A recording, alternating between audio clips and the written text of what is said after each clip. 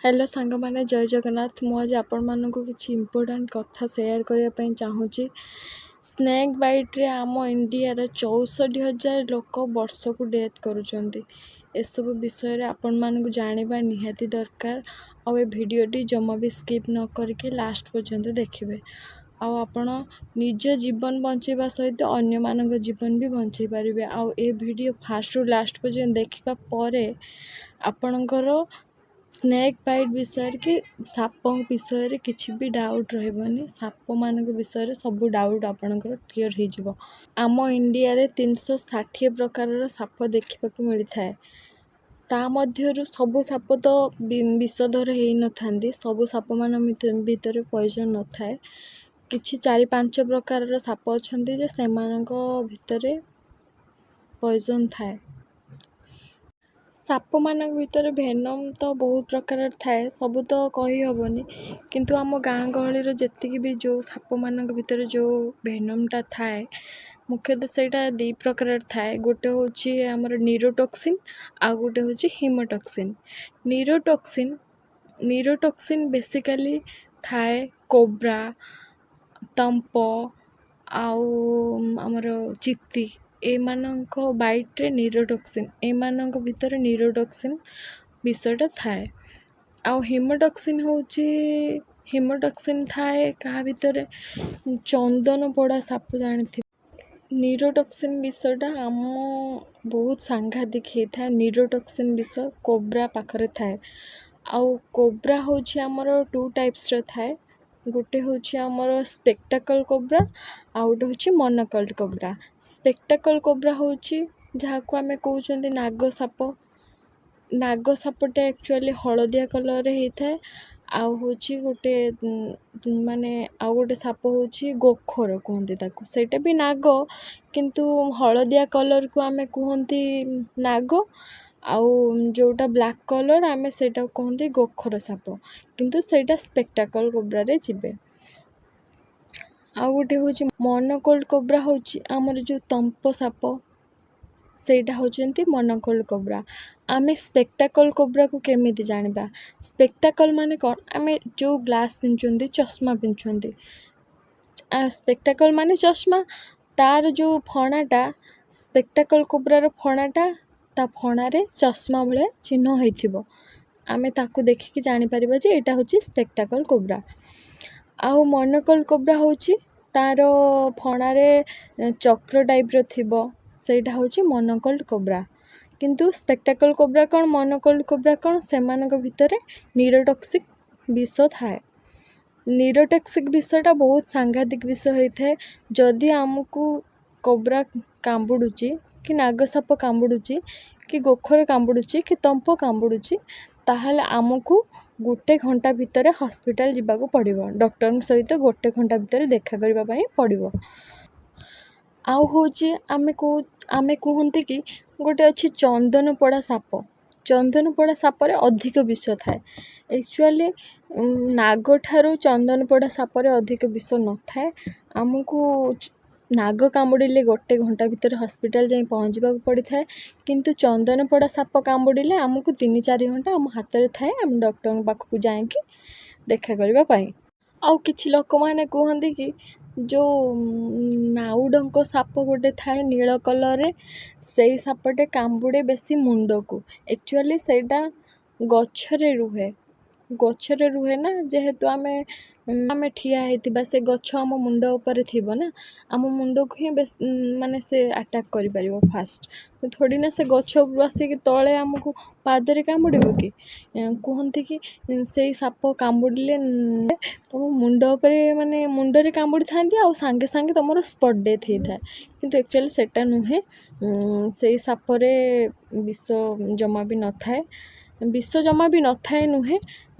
आपण को विषधर साप कामुड़ंतु कि विष नथिबा साप कामुड़ंतु किंतु आपण को हॉस्पिटल जिबाको पड़िबो। काहेकि ना साप कामुड़िबा द्वारा तांका पार्टी रे बैक्टीरिया थाए जहाँकि आम घा को इन्फेक्शन करि थाए। सेथिपई आमको डॉक्टर पाखକୁ जाइकी फास्ट गोटे टिटानस नबाको पड़िबो। से विषधर साप कामुड़ी थाउ कि विष नथिबा साप कामुड़ी थाउ। जदि आपण को साप कामुड़ीची ତାହେଲେ ଆପଣ କେବେ ବି କୌଣସି ଗୁଣିଆ ପାଖକୁ ଯାଆନ୍ତୁ ନାହିଁ। ଗୁଣିଆ ପାଖକୁ ଯିବା ଦ୍ୱାରା ଆପଣଙ୍କର ସେଇଠି ସମୟ ନଷ୍ଟ ହୋଇଥାଏ। ଆଉ ଯାହାକୁ ସାପ କାମୁଡ଼ିଥାଏ ସେ ବି ମାନେ ତା ପାଖରେ ବି କୌଣସି ସମୟ ନଥାଏ। କିନ୍ତୁ ସେସବୁ ଅନ୍ଧବିଶ୍ୱାସକୁ ଛାଡ଼ନ୍ତୁ। ଗୁଣିଆ ପାଖକୁ ନ ଯାଇକି ଫାଷ୍ଟ ହସ୍ପିଟାଲ ଯିବା ନିହାତି ଦରକାର। ଗୁଣିଆ ପାଖକୁ ଯାଆନ୍ତି କି ଆମେ ଆମକୁ ଧର ଗୋଟେ ସ୍ନେକ୍ ବାଇଟ୍ କରିଛି, ଆମେ ଗୁଣିଆ ପାଖକୁ ଯିବା, ଗୁଣିଆ ଦେଖିଦେବା, ସେ କ'ଣ ଅଂଶୁଘାତ କରିଦେବ, ଭଲ ହେଇଗଲା, ଭଲ ହେଇଯିବ। ଏମିତି ବହୁତ ଜଣଙ୍କ ବହୁତ କେସ୍ରେ ମାନେ ଗୁଣିଆ ଭଲ କରିଦେଇଥାନ୍ତି। କୁହନ୍ତି ଲୋକମାନେ ଗୁଣିଆ ଭଲ କରିଦେଇଥାନ୍ତି, ଆକ୍ଚୁଆଲିରେ ସେୟା ହେଇନଥାଏ।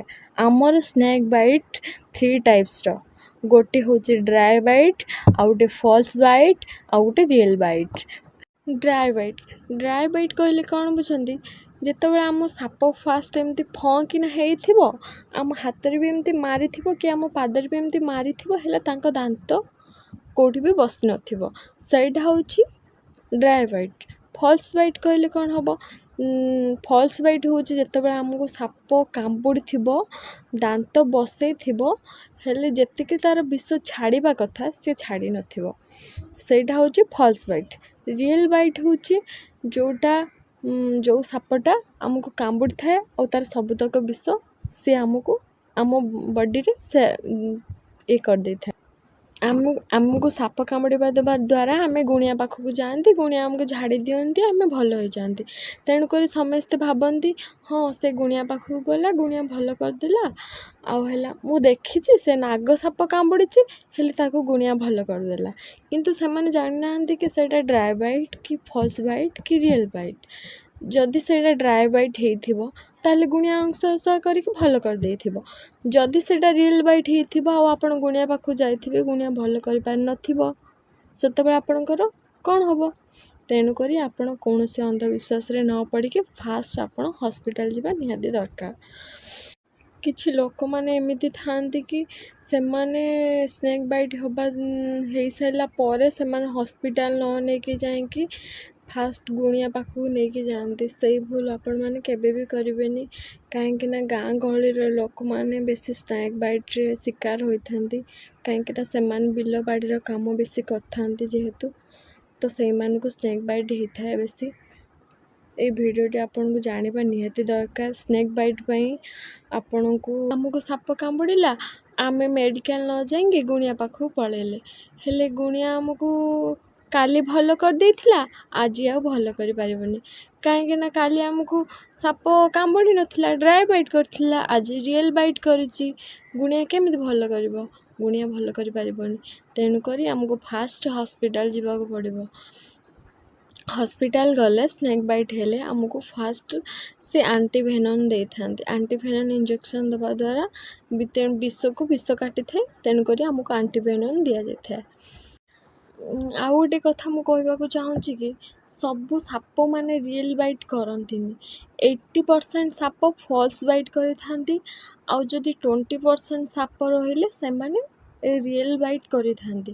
କାହିଁକିନା ଯେଉଁ ସାପମାନେ ବହୁତ ଦିନ ଯାଏଁ ଭୋକିଲା ରହିଯାଇଥାନ୍ତି, ତ କେଉଁ ସାପ କେବେ ବି ରିଏଲ୍ ବାଇଟ୍ କରିବନି। କାହିଁକିନା ସେ ରିଏଲ୍ ବାଇଟ୍ କରିବା ଦ୍ୱାରା ମାନେ ତା'ର ସବୁ ବିଷ ସେ ଯଦି ଗୋଟେ ମଣିଷ ଦେହରେ ଛାଡ଼ି ଦେଉଛି, ତାହେଲେ ସେ ତା'ର ଦାନ୍ତରେ ଯେଉଁ ବିଷ ଥାଏ, ସେଇ ବିଷ ଦ୍ୱାରା ସେ ତା'ର ନିଜର ଖାଦ୍ୟଟାକୁ ସେ ହଜମ କରିଥାଏ। ଯଦି ସେ ଗୋଟେ ମଣିଷ ଦେହରେ ସବୁତକ ବିଷ ତା'ର ଛାଡ଼ି ଦେଉଛି, ତାହେଲେ ସେ ବେଶୀ ଦିନ ବଞ୍ଚିବନି। ଆଉ ଯେଉଁ ସାପ ଦେଖିବ ଯେଉଁ ଗୋଟେ ମଣିଷକୁ ରିଏଲ୍ ବାଇଟ୍ କରିଥିବ, ତାହେଲେ ସେ ସାପ ବେଶୀ ଦିନ ବଞ୍ଚି ପାରିବନି। ତା'ର ମ୍ୟାକ୍ସିମମ୍ 6ରୁ 7 ଦିନ ସେ ବଞ୍ଚିବ, ଆଉ ବେଶୀ ଦିନ ସେ ବଞ୍ଚିପାରିନଥାଏ।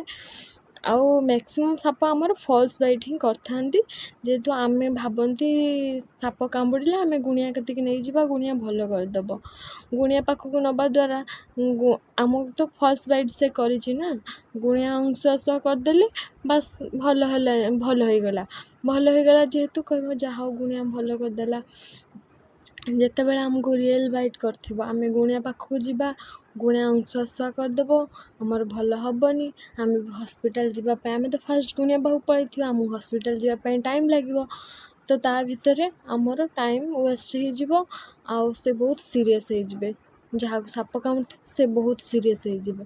ସେଥିପାଇଁ ଆମେ ଗୁଣିଆ ପାଖକୁ ନ ଯାଇକି ଫାଷ୍ଟ ଆମେ ହସ୍ପିଟାଲ ଯିବା ନିହାତି ଦରକାର। ଆଉ ଗୋଟେ କଥା କହିବାକୁ ଚାହୁଁଛି, ଯେଉଁ ସାପୁଆ କେଳାମାନେ ଆଣିକି ସାପ ଦେଖାନ୍ତି ଆଉ ମାନେ ସାପ ଖେଳାନ୍ତି, ସେମାନଙ୍କୁ ସମସ୍ତେ କୁହନ୍ତି କି ସେମାନେ ସାପର ଦାନ୍ତ ଭାଙ୍ଗି ଦେଇଛନ୍ତି, ଆଉ ହେଲା ସେଥିପାଇଁ ସେମାନେ ଖେଳଉଛନ୍ତି, ସାପ ଆଉ ତାଙ୍କୁ କାମୁଡ଼ୁନି। କିନ୍ତୁ ସେଇଟା ପୁରାପୁରି ଭୁଲ ଧାରଣା। ସେମାନେ ସାପର କୌଣସି ଦାନ୍ତ ଭାଙ୍ଗି ନଥାନ୍ତି। ସେମାନେ ଆଜିକା ଡେଟ୍ରେ ସାପୁଆ କେଳାମାନେ ବ୍ୟାନ୍ ହେବାର କାରଣ ହେଉଛି ଏଇଟା କି ସେମାନେ ସାପମାନଙ୍କୁ ଧରିକି ଆଣନ୍ତି ଆଉ ତାଙ୍କ ପାଟିରେ ଫେବିକ୍ୱିକ୍ ଲଗାଇ ଦିଅନ୍ତି। ଲଗାଇ ଦେବା ଦ୍ୱାରା ତାକୁ ସେ ରଖନ୍ତି କିଛି ଦିନ, ତାକୁ ଖେଳାନ୍ତି 7 ଦିନ କି 10 ଦିନ ତାଙ୍କର ଖେଳାନ୍ତି, ତାପରେ ସେମାନେ ଖାଦ୍ୟ ଇଏରେ ସେମାନେ ମରିଯାଆନ୍ତି। ଅତି ବେଶୀରେ 15 ଦିନ କି 12 ଦିନ ବଞ୍ଚିକି ସେମାନେ ମରିଯାଆନ୍ତି। ମରିଯିବା ପରେ ସେ ପୁଣି ନୂଆ ସାପ ଆଣନ୍ତି, ପୁଣି ଫେବିକ୍ୱିକ୍ ମାରିଦିଅନ୍ତି, ପୁଣି ଖେଳାନ୍ତି, ପୁଣି ସେମାନେ ମରିଯାଆନ୍ତି, ପୁଣି ନୂଆ ସାପ ଆଣନ୍ତି। ଏମିତି ସେମାନଙ୍କର କାର୍ଯ୍ୟ ସବୁ ଚାଲେ। ତେଣୁକରି ସେଥିପାଇଁ ଆଜିକା ଡେଟ୍ରେ ସାପୁଆ କେଳାମାନେ ବ୍ୟାନ୍ ହେଇଯାଇଛନ୍ତି।